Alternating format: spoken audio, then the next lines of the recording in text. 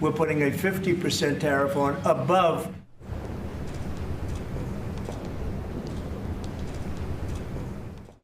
US President Donald Trump has given China 1 day to end the 34% retaliatory tariffs it imposed on US products last week, or he'd slap an extra 50% duty on imports from China.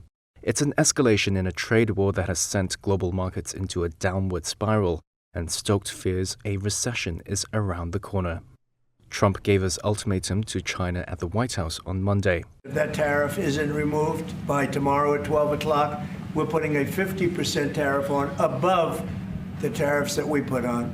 So they've gone for years. They've become a rich country because of people, again, that were in the White House that allowed this to happen. Hundreds of billions of dollars a year they'd make on us on trade, and it shouldn't be that way. Trump's long-promised round of global retaliatory tariffs were announced last week, with some rates as high as 50%. He has said they will help the U.S. recapture an industrial base that has withered over decades of trade liberalization. On Monday, administration officials said dozens of countries had reached out to Washington in hopes of heading off the tariffs before they take effect Wednesday. However, Trump said he has no plans to suspend tariffs during negotiations. Would you be open to a pause in tariffs to allow for negotiations? Well, we're not looking at that. We have many countries that are coming to negotiate deals with us, and they're going to be fair deals. Beijing has responded with anger to Trump's latest threat. The Chinese Commerce Ministry said Tuesday China will never accept the blackmail nature of the United States and said U.S. threats were a mistake on top of a mistake.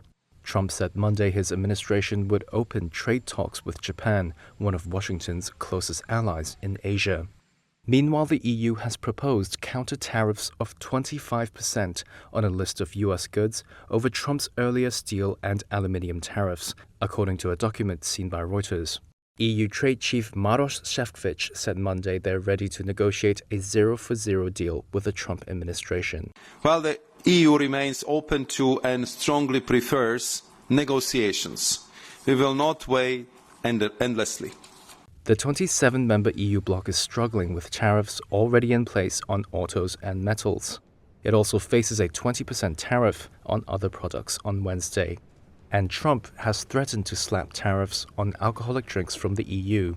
Investors and political leaders are still trying to figure out if Trump's tariffs are permanent or a pressure tactic to win concessions from other countries.